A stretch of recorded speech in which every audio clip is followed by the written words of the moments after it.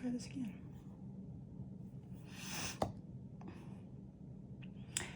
Hello, my friends, and welcome to the inaugural episode of Whipping Through History, where I work on one of my whips and tell you a story.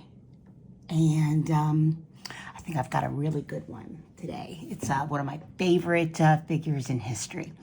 And most people have never heard of her. So I figured that was a good one to start with. What I'm working on is Year of the Snake from Christina Yen, Six Leaf Clover Studios. This is what it looks like. Cute, and I don't even like snakes, and I think that this is adorable. I'm hoping that she does a Year of the Horse.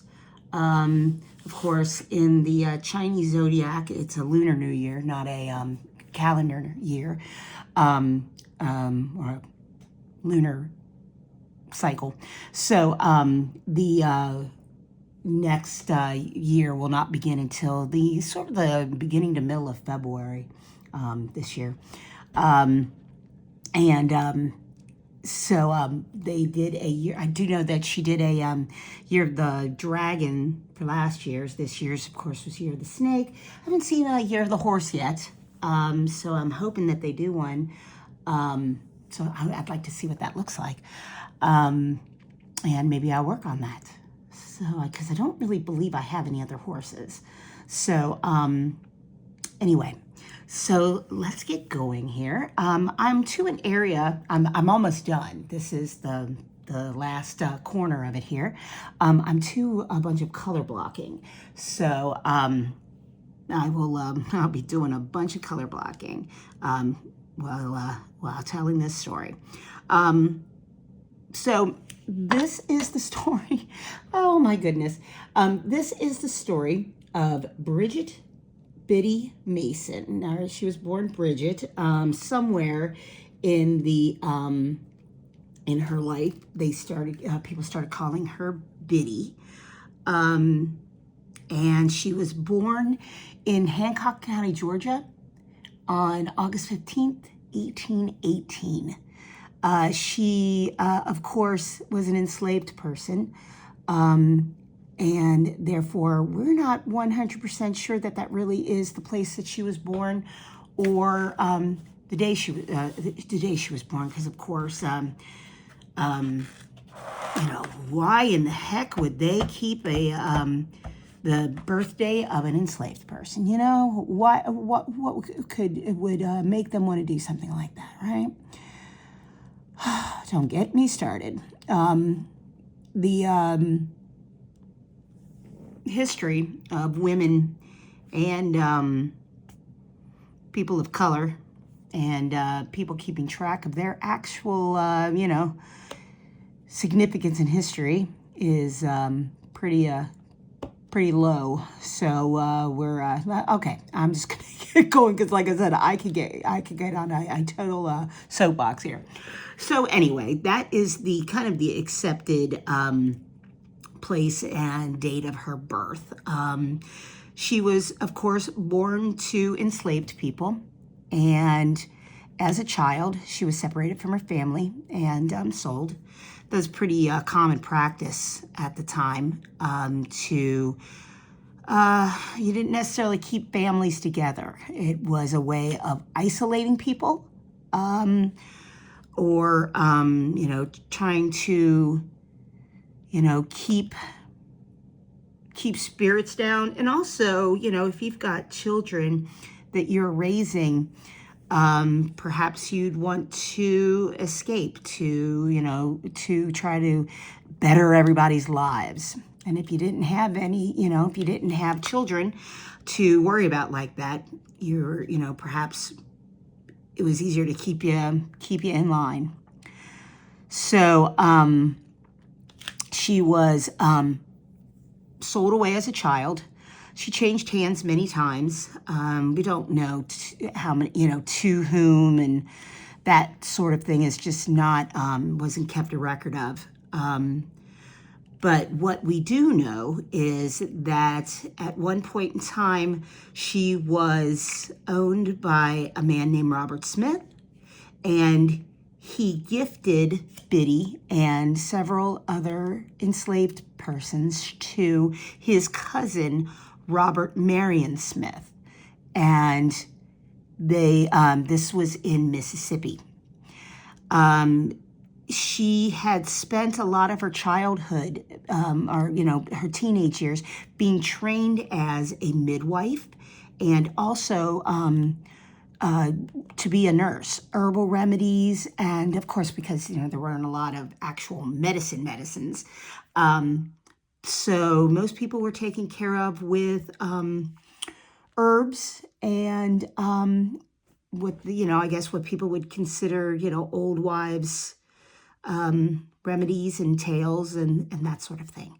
So she learned these things as a teenager from other enslaved persons in the same households.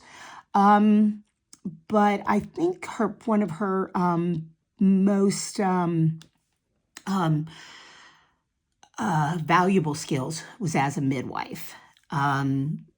Rebecca Dorn Smith, who was the wife of Robert Marion Smith, who we'll just call Smith at this point in time, was actually a rather sickly person. It could be the fact that she had, I cannot remember how many it was. I think I saw one thing where it said that she had quite a lot of children, like 6 or 7. And she was sick a lot. And Biddy was very valuable to them. So a little bit about what kind of brought this, they moved. And what brought this move about was in the early 1840s, Mormons came through and converted a lot of people. And it was decided that a whole group of Mormons were going to go west. And it was part of what was called the Great Mormon Exodus, and they moved to what became Salt Lake City. At the time, it was still a part of Mexico, but at the time, Salt Lake City was just was a thought, and at the time, it was just a valley, and so Biddy and her family and the Smiths and a wagon train of 300 wagons left for Utah. Now, this was, a time when, it would have been impossible for everybody to ride. So people would take turns, walking and being in the wagons. Oh, but of course, except for the enslaved people, who they walked. Biddy had just had her 3rd child, and she had 3, Ellen, Harriet, and Anne. I know Ellen was the oldest, and I think Harriet was the youngest, and Harriet was just a newborn. And Smith thought of himself as quite the ladies' man, going around the slave quarters. And it is pretty much assumed that Smith was the father of Biddy's 3 children. There's, of course, no record of the births, so it's impossible for us to know this for sure, but that is the assumption. Since she wasn't married, Biddy never married, and so that is the assumption that it was Smith's children. But anyway, Harriet had just been born. So when they left for Utah, Harriet was a newborn. So Biddy walked the entire 1,700 miles from Mississippi to Utah. And in the meantime, she took care of livestock, was a midwife. Several children were born on the road, on the path. There were no roads. And she was the midwife for them. She also cooked breakfast and dinner and lunch. She, like I said, took care of the livestock, and she helped put up and break down the camp. And all of this with a newborn on her back. And so she was a very important person at the Smiths. There's another person who will come in a bit more later. Her name was Hannah, not a person who had been who had come to Biddy with the wedding present, because I believe there were like 2 or 3 other slaves that had been given at the same time as Biddy. But she had been a slave of Robert Smith, the Robert Smith who had gifted Harriet. So, and that's where Hannah came from. So they left. Oops. What did I do here? They left in 1848. Biddy was 30 at the time. And again, 1,700 miles. And they arrived in the valley in, I think it said October. Several stops were made along the way.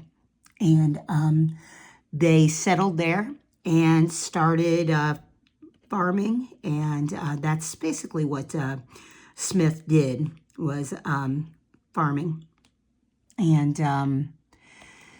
so that's what they did until 1851. 1851. That's so funny. On my notes, I wrote 1951. Thank God I was still in the 1800s in my mind. In 1851, it was decided that a group of the Mormons were going to go to San Bernardino, California, and start settling there, start a settlement there. And Smith is said to have had some friction with Brigham Young, who was the head of the Mormon community there. People usually know that name, Brigham Young University, named after him, of course. Smith did have a conversation with Brigham Young, and Young warned Smith that they were going to a free state, and that he could possibly lose his enslaved people. But Smith sort of scoffed at that. And he moved with his enslaved people. I believe there were 23 of them at the time. And he moved the whole family to San Bernardino, California. Along the way, they did meet, or Biddy and her family did meet a family that would become very important to her, one of 2 very important families. This family was Charles and Elizabeth Rowan. They were a free couple who was part of the caravan. I do not know whether they were Mormon or not. I would doubt it.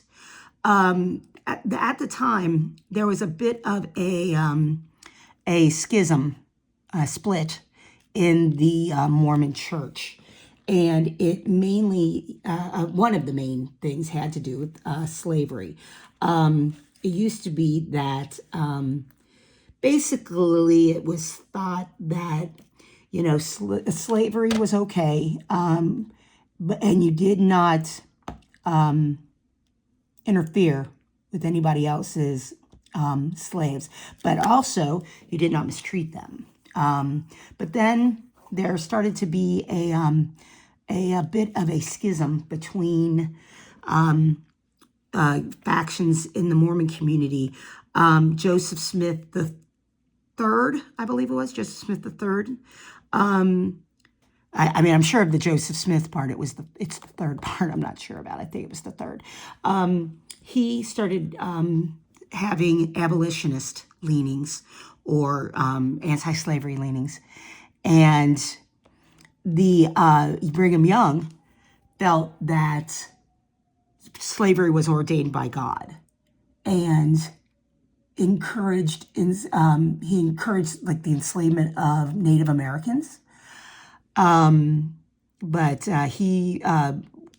most Mormons were for the ethical treatment of enslaved persons. I mean, don't get me wrong, not that that makes it acceptable. I'm just saying that, most Mormons were pretty horrified by the way that enslaved people were treated in the South.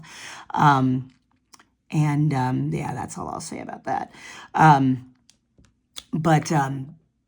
So Brigham Young was definitely not a friend to enslaved people, but he did have a conversation with Smith and warned him about the laws in California. Now, California had, of course, entered the Union as a free state. At that time, states were allowed to choose whether they came in as a free state or a slave state. It was part of the compromise of 1850.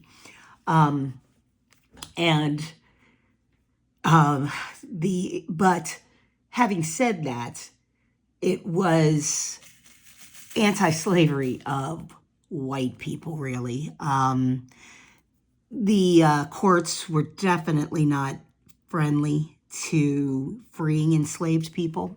They had laws that a Black person could not bring let's just say a person of color, because there were Native Americans and at the time there as well, they could not bring a case against a white person in court. And that made it very hard for someone to sue for their freedom. That's why having friends in the free Black community was extremely important. Established persons had access to white people that could help them. Unlike, somebody who was just, lived with their enslaver and had no access to people who could help them, because of course a white person would have to bring the charge up. So Smith settled with the other Mormons in the San Bernardino Valley, and it was a river valley, and the Mormon church, or the people, bought a large plot of land. And I don't remember what the acreage was, but it was a very large amount of land, and it was sort of divvied up amongst the settlers, and they started farming and raising cattle and whatnot, and it turns out that they had bought a lot less than they thought that they had bought. There was some fine print in the contract. I don't know any more details than that. And most of what they thought that they had bought, actually, they hadn't. They took the sellers to court. They lost, but the courts allowed them, we're talking about the Mormons here, them being them, to choose which portion of the acreage that they would keep, and they chose Smith's plot, and this angered Smith to no end. To him that was his land, so he started making plans to move to Texas. He was gonna leave all of this behind and start over elsewhere. And he told his enslaved people that they were going to go with him, but that he would free them when they got to Texas. Now, knowing Smith, this was a total and utter lie. This man had totally and utterly no plans of freeing his enslaved people once he got to Texas. So another couple, this other couple is very important. It was Robert and Minnie Smith. And And I'm sorry, there's so many Robert Smiths, Robert and Minnie Owens, forgive me, the Owenses. And the Owenses were a free black couple, and Biddy had met them in Los Angeles. Now, at the time, of course, Los Angeles was a small little cow town. I mean, there was nothing there. It was, you know, one of those, when I was a kid, we used to call those towns, you know, blink and you miss it. If they had stoplights, it'd be a one stoplight town. But while she was in Los Angeles, she met the Owenses. And the eldest son of the Owenses, Robert Jr., had fallen in love with Ellen, the eldest daughter of Biddy. And when they found out that Smith had planned on taking his enslaved families to Texas, they were very concerned. And Biddy had told them that she was very concerned about this move. One of the other enslaved people who I mentioned before, Hannah, Hannah was pregnant at the time, I think, pregnant or had just given birth. I think she was pregnant at the time. And she was worried about Hannah. And, but, you know, just, she had a premonition that this was not a good thing. And so the Smiths, in the middle of the night, in the middle of the night, the Smiths loaded up their everything and made for the, I don't even know how, I think it was called the Cajon Valley. It was like Cajon. And I'm going to leave that one alone because we all know about the other word that's spelled similarly. They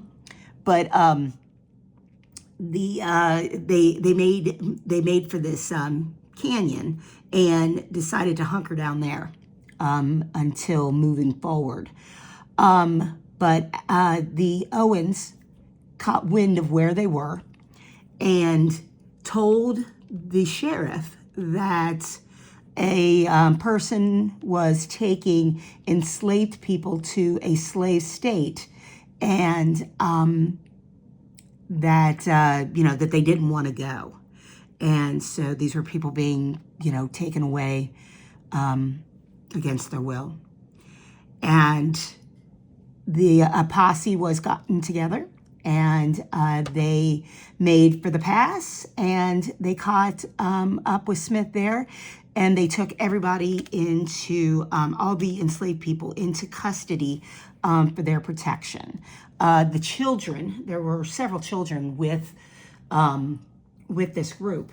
The children were put into a jail, not for any,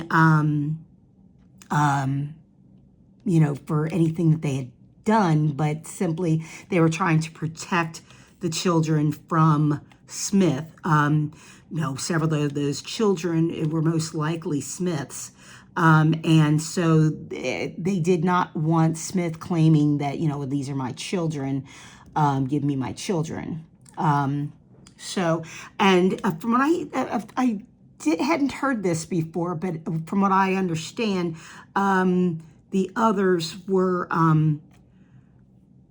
billeted, housed around with other free black families, and Biddy was with the Owenses at the time during all of this. Now, things were a lot quicker then.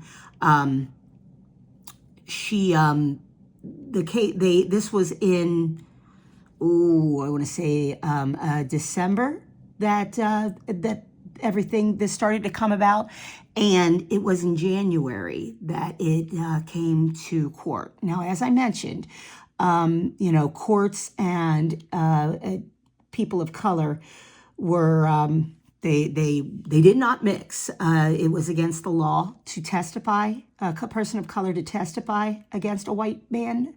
It was also illegal to even bring a suit in the first place.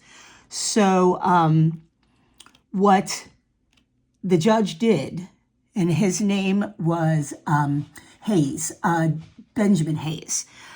He took the enslaved people in one by one and questioned them. Do you want to go? Tell me about this. And Biddy is famous for having said, I have always done what I'm told, but this trip has always scared me. And, or something, something to that effect. But she did say, I've always done what I'm told. But I think, this trip was, I think being friends with the Owenses and the Rowans had opened her eyes to what was possible. And so she was scared to go deeper into deep into the South, where her children could be sold away from her, and she just wanted to keep her family together. And I think that was her main motivation, was wanting to keep the family together. And by that time, the other enslaved people were members of her family as well. They were, everybody is one big family, especially having gone, on these journeys together. And they also questioned Hannah, and Hannah said she wanted to go. And this was, I guess maybe it was her tone, maybe it was the way she behaved while saying this, but I don't think Hayes really believed her. So he sent the sheriff to talk to her after court, and Hannah said that Smith had, I think that either he bribed her or he threatened her, one of the two. The stories about what a horrible human being Smith was, there are many of them. So I'm going to guess that he threatened her. And he threatened her and her family that he would sell away her children. I'm just going to go with that. Sounds good.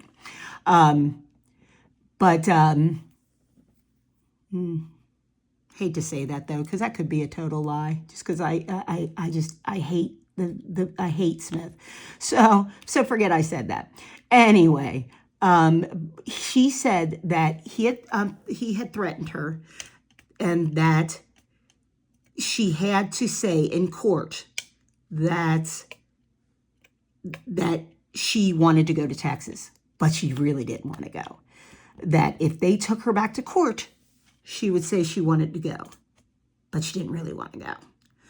So the sheriff took, they weren't in court, so the sheriff took back, an affidavit back to the court, and it was decided 3 days later that they were all free. Judge Hayes actually took quite the career risk in doing this, because, as I said before, judges just didn't interfere like that. They were pretty friendly to people, white people who had enslaved people.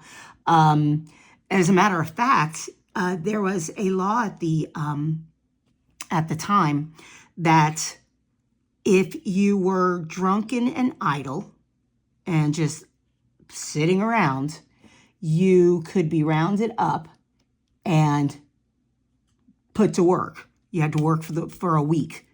But of course, this was only Native Americans, Black people, and Mexicans. And that was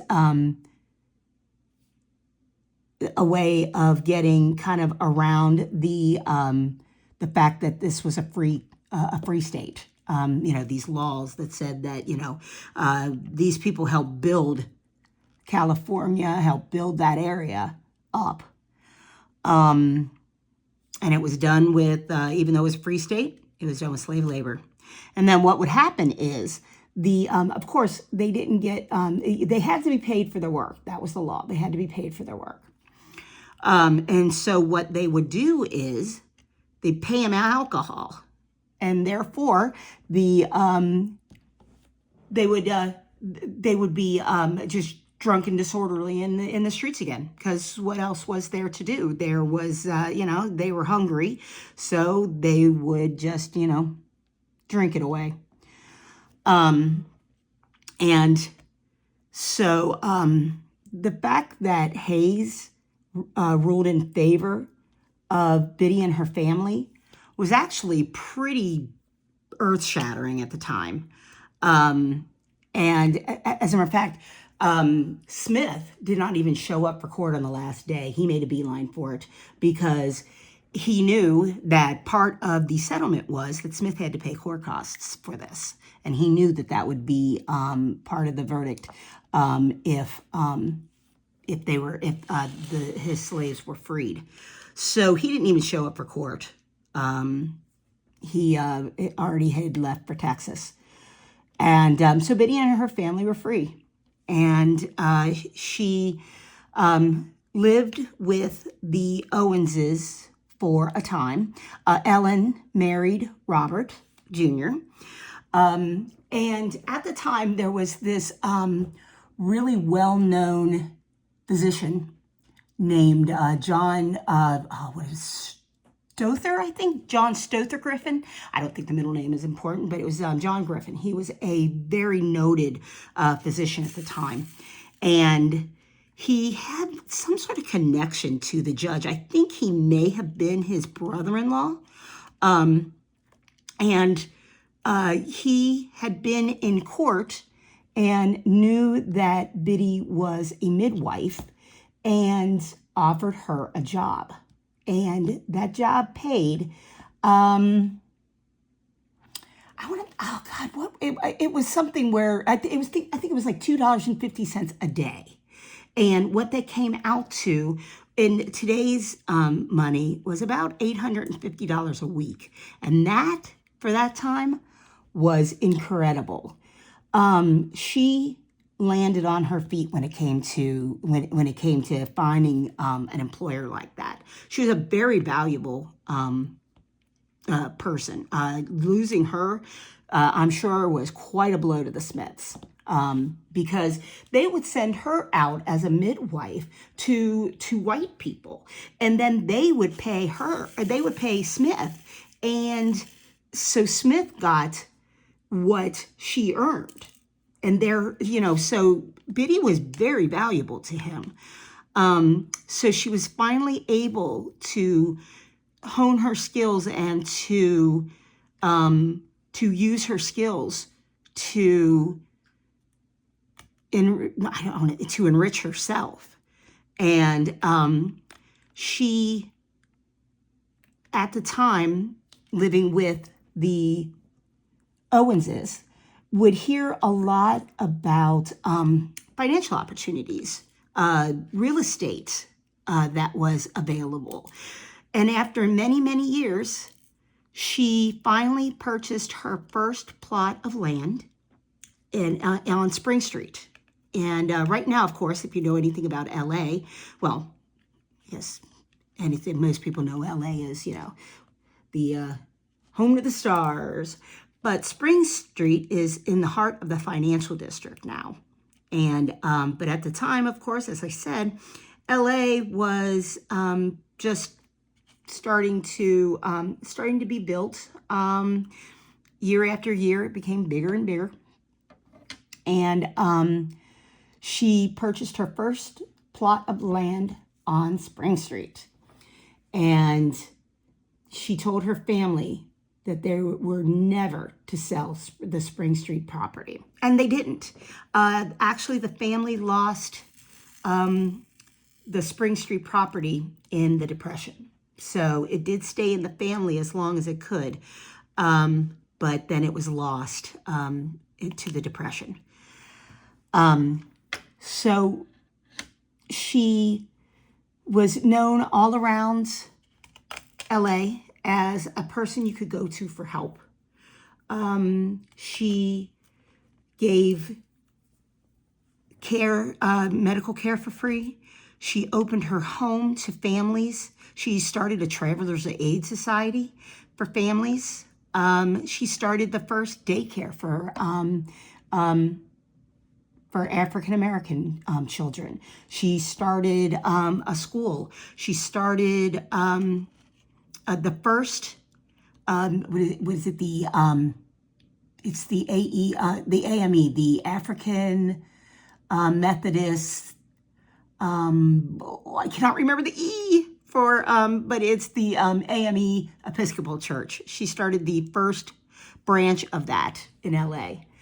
And as a matter of fact, they ran it out of the home on Spring Street for several years until Biddy donated the land to build the actual church.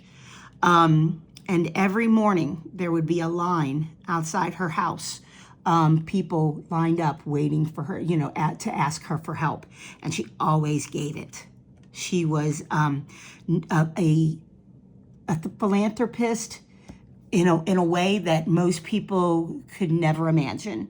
The amounts of help and money and support and everything that she gave to the community was just amazing. She enriched herself. Her family was well off, but she also enriched the people who would come to the city, and she gave and gave and gave and gave.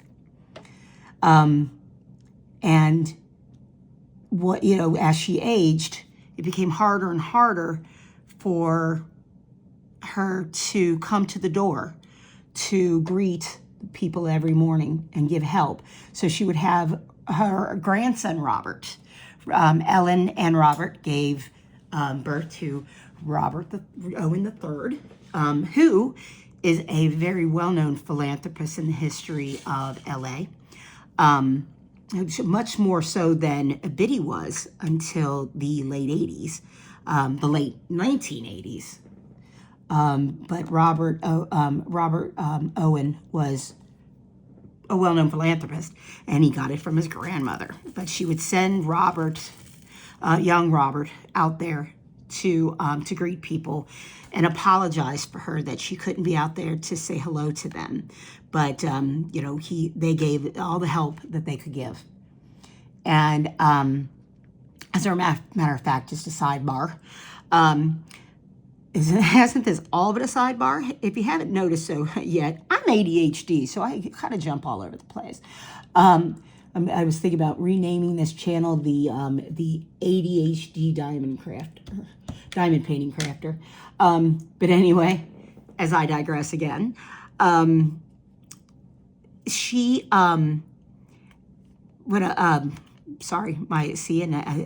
I derailed myself, I also derailed my train of thought. One of my favorite stories of hers is around this time there was a flood, and it flooded the entire valley where most of the main settlement of Los Angeles was, and so many people had lost everything, including family members and everything. So Biddy went to a local grocer, actually there would have been like a general store, and set up a tab, for lack of a better word, a tab. And if anybody came in who had been affected by the flood and needed help, they were to put it on her tab. So she, that was probably thousands right there. I mean, she gave and gave and gave and gave. And this was a person who, she could have been could have been a bitter person.